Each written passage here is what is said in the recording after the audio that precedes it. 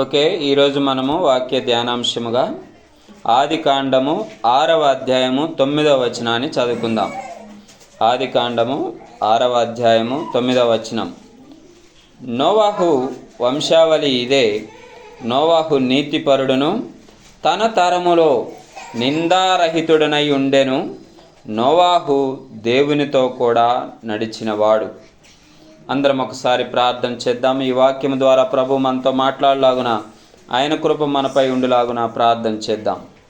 తండ్రి, మీకు వందనాలు, స్తోత్రాలు ప్రభువా. ఈ దినాన్న నా ప్రభువా, ఈ వాక్యం ద్వారా మాతో మాట్లాడుతూ రండి అయా. మేము నడవలసిన త్రోవలు మాకు బయలుపరచండి తండ్రి. ఆత్మీయ ఆహారం మాకు అనుగ్రహించండి ప్రభువా. మేము ఆత్మలో కుడికి కానీ ఎడమకు కానీ తొలగిపోకుండా నా తండ్రి నీ సన్నిధిలో ముందుకు సాగిపోవడానికి సహాయం చేయమని మీ నామానికి మహిమ, ఘనత, ప్రభావాలు చెల్లిస్తూ యేసుక్రీస్తు వారి పేరిట ఈ మనవులు అడిగి వేడుకొనుచున్నాము తండ్రి, ఆమేన్. హల్లెలూయా.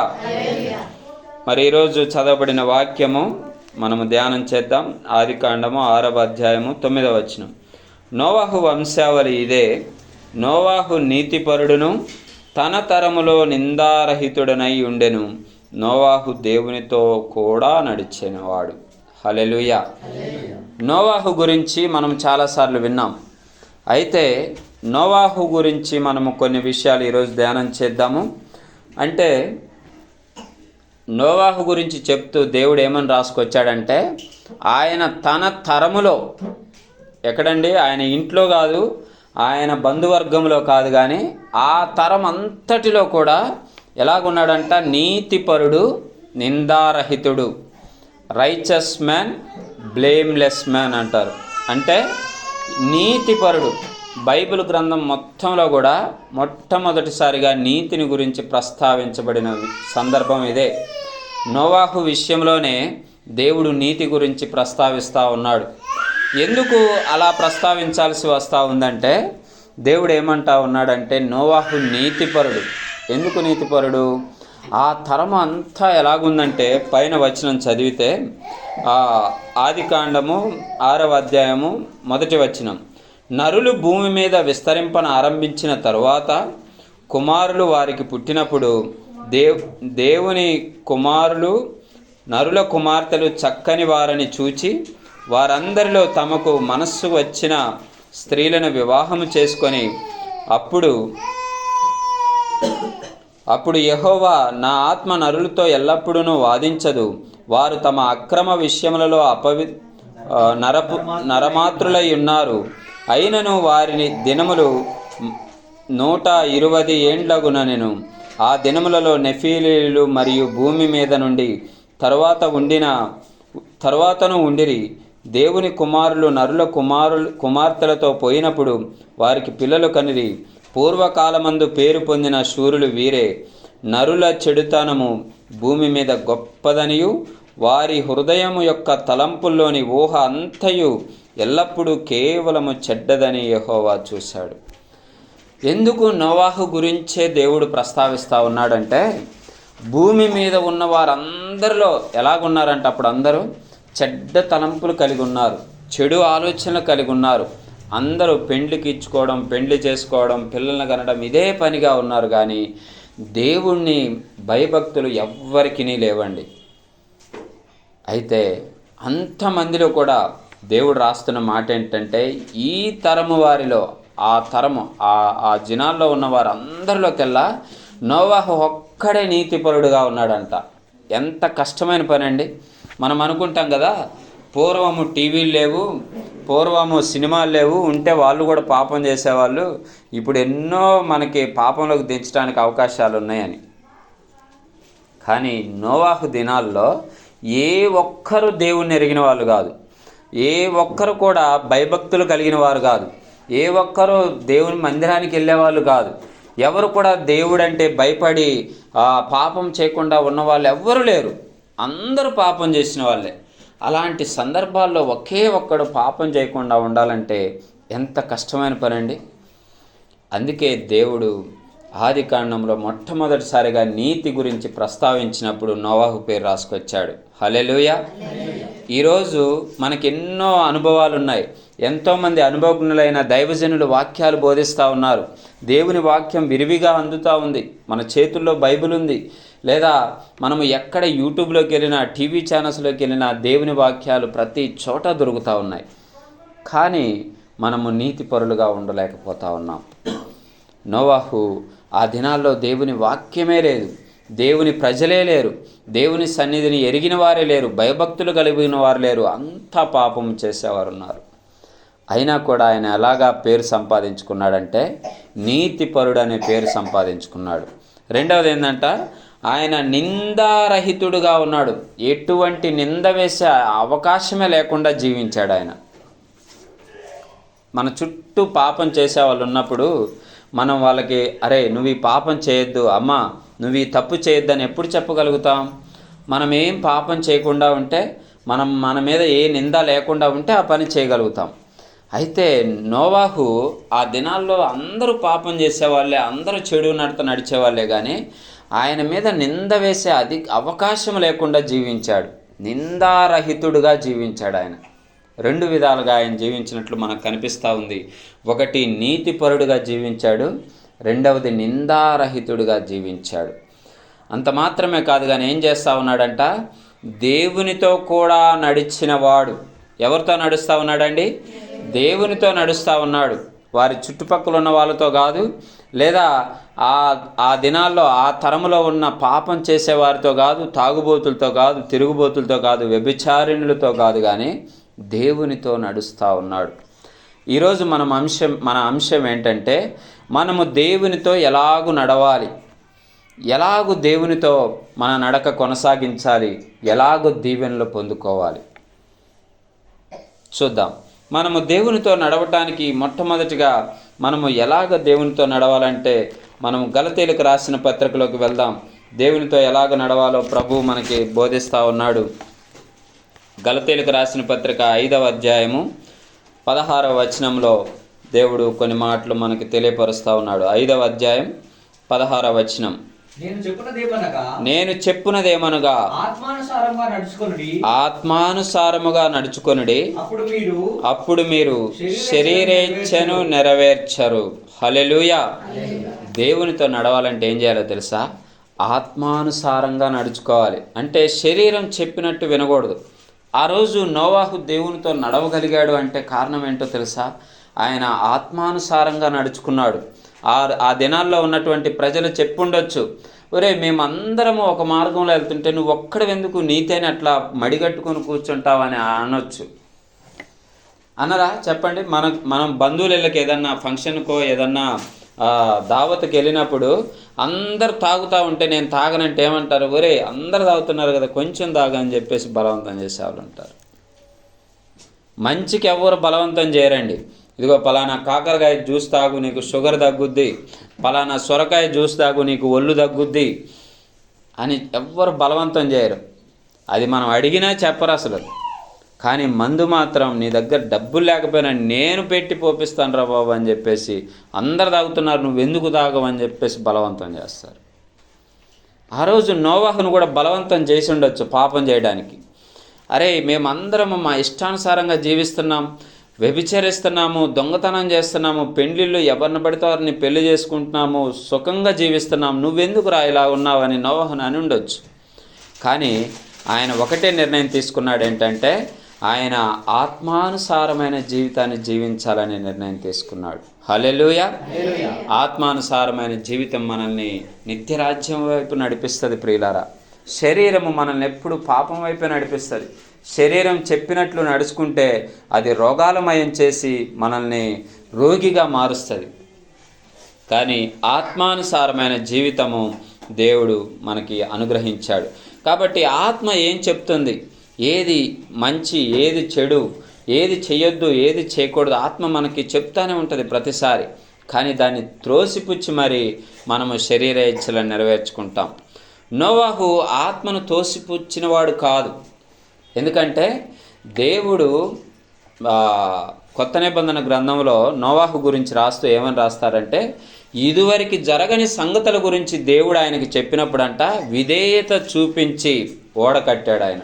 ఎందుకంటే నోవాహు ఉన్న దినాల్లో వర్షాలు పడేవి కాదు, వర్షం అవసరమే లేదు. ఎందుకంటే భూమి విస్తారమైన ఆ మంచు వల్ల, ఆ భూమి నుంచి వచ్చే ఆవిరి వల్ల ఫలాలు ఫలించేవి, మొక్కలు పెరిగేవి, వారికి ఇష్టం వచ్చిన అన్నీ సమృద్ధిగా దొరికేవి. కానీ అలాంటి సందర్భాల్లో దేవుడు చెప్పాడు, అయ్యా భూమి మీదకి ప్రళయాన్ని నేను తెప్పించబోతా ఉన్నాను, నువ్వు ఒక ఓడ సిద్ధం చేసుకో అంటే నోవాహు ప్రళయమా, పైనుంచి వర్షమా, ఎలా వస్తుంది అనే క్వశ్చన్ ఏమీ చేయకుండా ఆయన ఓడ కట్టడం ప్రారంభించాడు. అంటే ఆత్మానుసారమైన జీవితాన్ని జీవించడం ప్రారంభించాడు. కాబట్టి నోవాహు ఆ దినములలో నీతిపరుడుగా, నిందారహితుడిగా ఉండటం మాత్రమే కాదు, కానీ దేవునితో కలిసి నడవగలిగాడు. హల్లెలూయా. మనం ఎవరైనా ఒక మంచి వ్యక్తితో కలిసి నడవాలంటే మనకేముండాలండి? మనకు కూడా అదే మనసు ఉండాలి, అదే గుణం ఉండాలి. ఇప్పుడు దారిని ఎవరన్నా తాగుబోతులు, బాగా తాగుడుకు బానిస అయిన వాళ్ళు వెళ్తూ ఉంటారు, వారితో పాటు కలిసి వెళ్తామా? మనం వెళ్ళము. అమ్మ వీడు వెళ్తే చెడుకే తీసుకెళ్తాడు మనల్ని అని వాడు పిలిచినా కానీ వెళ్ళము. అదే ఎవరైనా దేవుని సన్నిధికి వెళ్ళేవారు కనిపిస్తే మనము వారిని అనుసరించడానికి ప్రయత్నం చేస్తాం. వీరు దేవుని సన్నిధికి వెళ్తున్నారు, అమ్మ మీరు ఏ సన్నిధికి వెళ్తున్నారు, ఎక్కడ, మందిరం ఎక్కడ అని అనేకమైన ప్రేమతో కూడిన మాటలు వారితో కలిసి మాట్లాడతాం. మరి నోవాహు దేవునితో కలిసి నడవగలిగాడంటే దేవుని మనస్సుని, దేవునికి ఉన్న నీతిని ఆయన కూడా కలిగి ఉన్నాడు. హల్లెలూయా. అంటే అందుకే దేవుడే చెప్తా ఉన్నాడు కదా, ఈ తరము వారందరిలోకెల్లా నువ్వు నాకు నీతిమంతుడిగా ఉన్నావని చెప్పేసి చెప్తా ఉన్నాడు.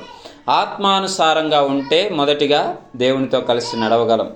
రెండవదిగా దేవునితో కలిసి నడవాలంటే మనం ఏం చేయాలంటే ఎఫెసీయులకు రాసిన పత్రిక 5వ అధ్యాయంలో ఒక మాట రాయబడింది. ఎఫెసీయులకు రాసిన పత్రిక 5వ అధ్యాయం 2వ వచనంలో ఆ మాట రాయబడింది. నేను మీకు క్రీస్తు మిమ్మును ప్రేమించి పరిమళ వాసనగా ఉండుటకు మన కొరకు తన్ను తాను దేవునికి అర్పణగాను బలిగాను అప్పగించుకొనెను, అలాగుననే మీరును ప్రేమ కలిగి నడుచుకోవాలి. హల్లెలూయా.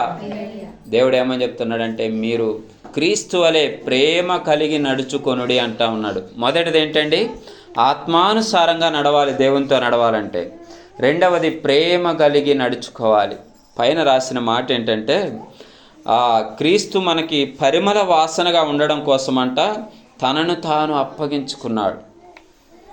ఈరోజు మనము దేవునితో కలిసి ప్రేమ కలిగి నడుచుకోవాలి అంటే మనల్ని మనము అప్పగించుకోవాలి, పరిమళ వాసనగా ఉండాలి ఇతరులకి. మనం ఏదన్నా అశుద్ధాన్ని తొక్కినప్పుడు, ఏదైనా బురదలో కాలేసినప్పుడు మనం వెళ్ళి పక్కన ఎవరి దగ్గరైనా కూర్చుంటే చూసుకోకుండా ఏమంటారండి? పక్కకు కూడా రానియరు, కూర్చోనియరు. చెడ్డ వాసన వస్తుంది నీ దగ్గర, వెళ్ళిపో అని చెప్పేసి నెట్టేస్తారు. ఈరోజు వాక్యం ఏమని సెలవిస్తూ ఉందంటే మనము పరిమళ వాసనగా ఉండాలి ఇతరులకు. సెంటు ఎలా తయారు చేస్తారో తెలుసా? సెంటు అత్తరు ఒక మంచి ఫ్లవర్స్ని తీసుకొని వాటిని క్రష్ చేసి బాగా నలిపి దాని నుంచి రసము తీసి ఇంకా కొన్ని ఫ్లేవర్స్ యాడ్ చేసి సెంటు తయారు చేస్తారు. అది మనకి ఎంత కమ్మదనంగా అనిపిస్తుంది. కానీ అది ఎలా వస్తుందంటే పువ్వులను క్రష్ చేసి, అంటే అనేకమైన ఇబ్బందులు, బలహీనతల నుంచి వాటిని తీసుకొచ్చినప్పుడు మనము పరిమళ వాసనగా మార్చబడతాం. మన జీవితాలు పరిమళ వాసనగా ఉంటాయి. అందుకే ఏ కష్టం లేని వాడికి ఎవడన్నా వచ్చి కష్టం చెప్తే వాడికి తెలియదు బాధ. అవునా అండి? బాగా ధనవంతుడి దగ్గరికి వెళ్ళి ఈరోజు మా ఇంట్లో పలానాది తినటానికి లేదు, ఆహారానికి లేదు, నూకలు తెచ్చుకొని వండుకున్నాము అని చెప్పామనుకో, వాడికి తెలియదు అసలు నూకలు అంటే ఏందో, అసలు వండుకోవటం ఎట్లా వాడికి ఏం తెలియదు, వాళ్ళ ఇంట్లోకి ఎలాగొస్తున్నాయో కూడా వాడికి తెలియదు. కానీ దేవుడు ఏమని చెప్తా ఉన్నాడో తెలుసా? ఆయన స్వయంగా అనుభవించి, ఆయన స్వయంగా మన కొరకు రక్తం కార్చి, క్రీస్తు మన కొరకు పరిమళ వాసనగా ఉండుటకు తనను తాను అప్పగించుకొని మనకు ప్రేమను చూపించాడు. కాబట్టి దేవునితో నడవాలంటే మనం ఏం చేయాలి? ప్రేమ కలిగి నడుచుకోవాలి. హల్లెలూయా. మొదటిది ఆత్మానుసారంగా ఉంటే దేవునితో నడుచుకోగలుగుతాం. రెండవది ప్రేమ కలిగి ఉంటే దేవునితో నడుచుకోగలుగుతాం. మూడవదిగా మనము ఎలాగుంటే దేవునితో నడుచుకోగలుగుతామో చూద్దాం. అదే ఎఫెసీయులకు రాసిన పత్రిక 5వ అధ్యాయం 10వ వచనాన్ని చూద్దాం. 5వ అధ్యాయము 10వ వచనం. కనుక ప్రభువుకి ఏది ప్రీతికరమైనదో దానిని పరీక్షించుచు వెలుగు సంబంధుల వలె నడుచుకోవాలి. హల్లెలూయా. హెచ్చరిస్తూ ఉన్నాడు పౌలు, మీరు వెలుగు సంబంధుల వలె నడుచుకోండి అని. మనము దేవునితో నడవాలంటే వెలుగు సంబంధుల వలె నడవాలి. వెలుగు సంబంధులు అంటే శరీరేచ్ఛలను అనుసరించకుండా ఆత్మ చెప్పిన దాన్ని బట్టి నడుచుకోవడం వెలుగు సంబంధులు. ఆత్మ చెప్తుంది, శరీరం చెప్తుంది కదా, నీ ఇష్టానుసారంగా జీవించు, లేకపోతే నీకు ఇది చేస్తే తృప్తి వస్తుంది, ఇది చేస్తే సంతోషము సుఖం వస్తుంది, ఈ తప్పు చేయంటది. కానీ ఆత్మ హెచ్చరిస్తూ ఉంటుంది, ఇది తప్పు కదా, నీవు నీ భర్తకే లోబడి ఉండాలి కదా, లేదా నువ్వు నీ భార్యకే లోబడి ఉండాలి కదా అని ఆత్మ హెచ్చరిస్తూ ఉంటుంది. మనము వెలుగు సంబంధులమని ఎలాగా నిరూపించబడతామో తెలుసా? ఆత్మ చెప్పినట్లు నడుచుకున్నప్పుడు వెలుగు సంబంధుల వలె మనం జీవిస్తాం. వెలుగు సంబంధులు వారి కార్యాలు వెలుగులో చేస్తారు. పాపం చేసేవాళ్ళు ఏం చేస్తారండి? చీకట్లో పాపం చేస్తారు, చీకట్లో తప్పు చేస్తారు, చీకట్లో సంచారం చేస్తూ ఉంటారు, చీకట్లో తిరుగుతూ ఉంటారు. వారి క్రియలన్నీ చీకట్లోనే స్టార్ట్ అయిపోతాయి పాపం చేసేవారు. కానీ మంచి చేసేవారు కానీ దేవుని సంబంధులు కానీ ఎలాగ జీవిస్తారంటే వెలుగు సంబంధుల వలె జీవిస్తారు. దేవుడు ఏమంటా ఉన్నాడంటే వెలుగు సంబంధుల వలె నడుచుకోండి మీరు.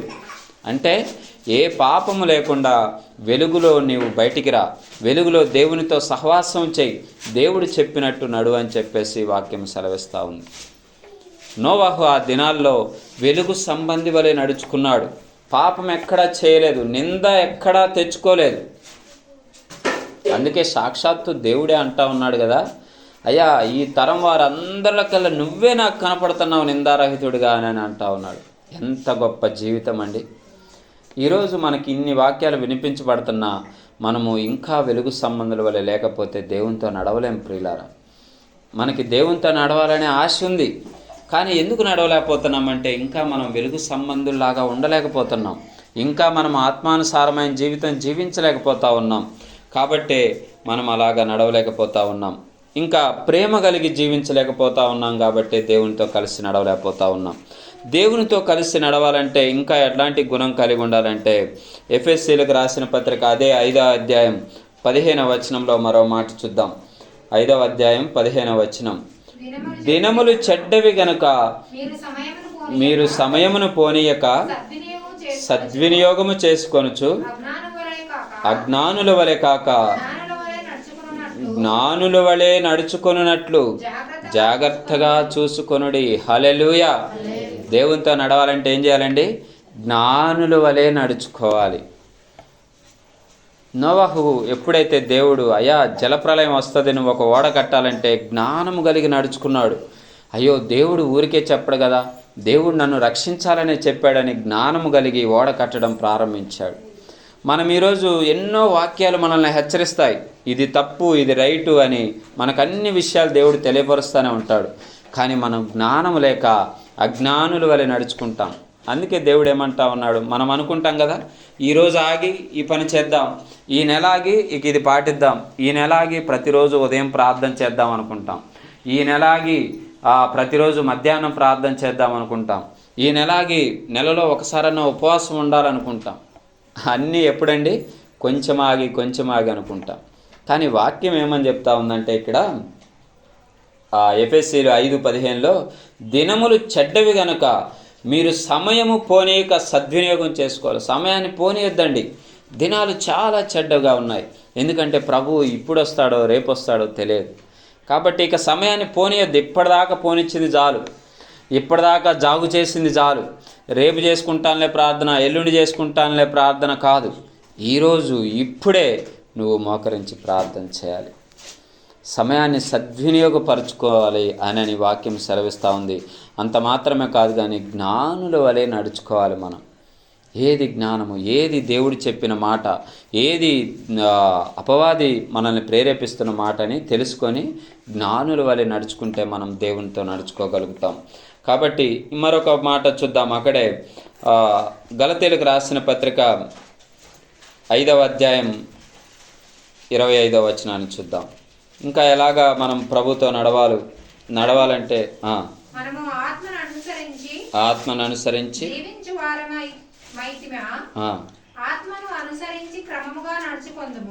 చాలండి. ఎలాగ నడుచుకోవాలంట? క్రమముగా నడుచుకోవాలి.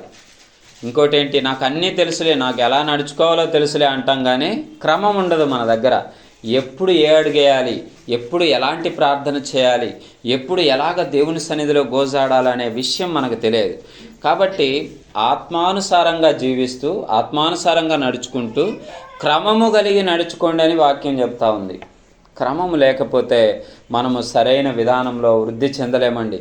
మన జీవితాలు విస్తరించవు. క్రమము కలిగి ఉండాలి. ఒక క్రమము, దేవునికి ఉదయాన్నే ప్రార్థించుకోవాలి. ఉదయాన్నే వేకువజామునే, లేకపోతే రేయి మొదటి జామున ప్రార్థించమన్నట్లుగా, లేదా రోజులో మొదటి గడియ దేవునికి కేటాయించుకోవాలి. ఒక క్రమం అనేది మనం అలవరుచుకోవాలి. నేను సమయం దొరికినప్పుడు ప్రార్థన చేస్తాననేవాడు ప్రార్థన చేయడండి. నేను చెప్తున్నాను కదా, హల్లెలూయా. నేను ఫలానా సమయానికి చేస్తాననే వాళ్ళే ప్రార్థన చేస్తారు. ఇదిగో నేను ఉదయాన్నే 5 గంటలకు చేస్తాననే వాళ్ళు చేస్తారు. నేను ఉదయం మెలకువచ్చినప్పుడు ప్రార్థన చేస్తాననేవాడు సరిగ్గా చేయడు. మనము దేవుని ప్రార్థనకి సమయాన్ని కేటాయించుకోవాలి. అపోస్తుల కార్యాల్లో పేతురు, యోహాన్లు ఏమని ఉంటుందంటే, పగలు ప్రార్థనా సమయమున 3 గంటలకు వాళ్ళు దేవాలయానికి ఎక్కిపోతున్నారని రాసి ఉంటుంది. అంటే వాళ్ళు ఒక సమయాన్ని కేటాయించుకున్నారు.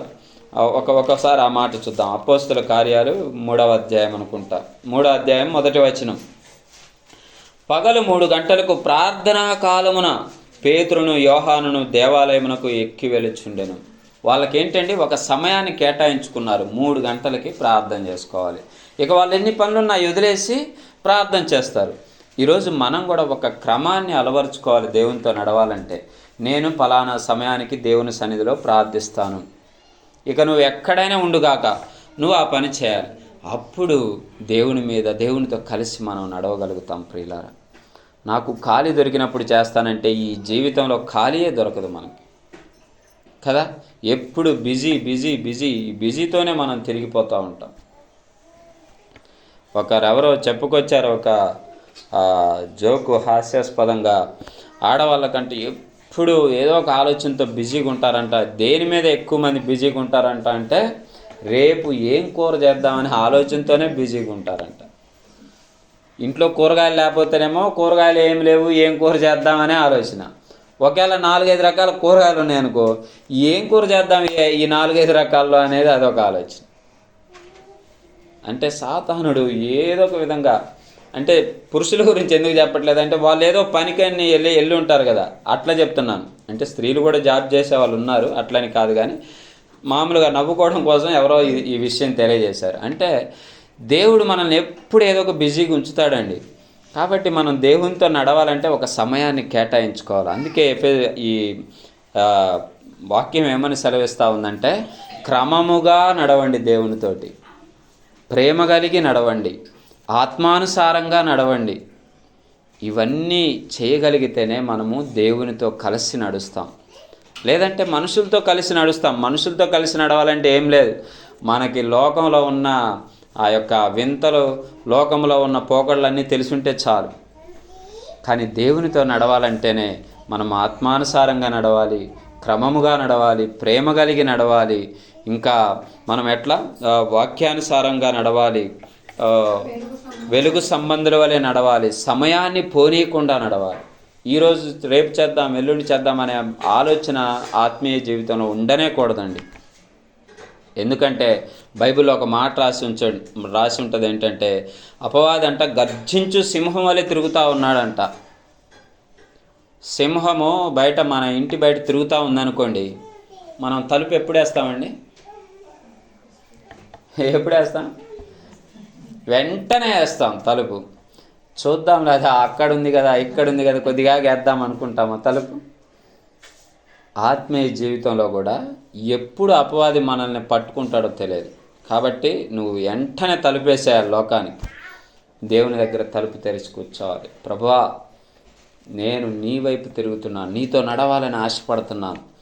ఆత్మానుసారమైన నడక నాకు నేర్పించు, ప్రేమతో కూడిన నడక నాకు నేర్పించు, వెలుగు సంబంధి వల్ల నిన్ను వెంబడించే నడక నాకు నేర్పించు, సమయం పోనీక నిన్ను పట్టుకునే నడక నాకు నేర్పించు.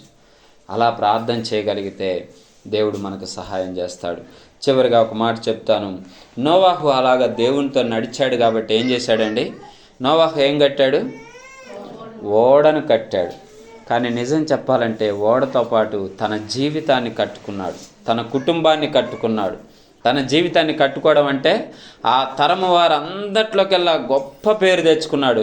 ఈయనే నీతిమంతుడు, ఈయనే నిందారహితుడని. రెండవది, తన కుటుంబాన్ని కట్టుకున్నాడంటే ఆయన తన భార్య, తన బిడ్డలు, తన కోడళ్ళు అందరినీ ఓడలోకి తీసుకెళ్ళి రక్షించుకోగలిగాడు. హల్లెలూయా. ఆయన ఒక్కడు నీతిపరుడుగా దేవునితో నడవడం వల్ల తన కుటుంబాన్ని కట్టుకున్నాడు, తన జీవితాన్ని కట్టుకున్నాడు, తన వారిని రక్షించుకోగలిగాడు.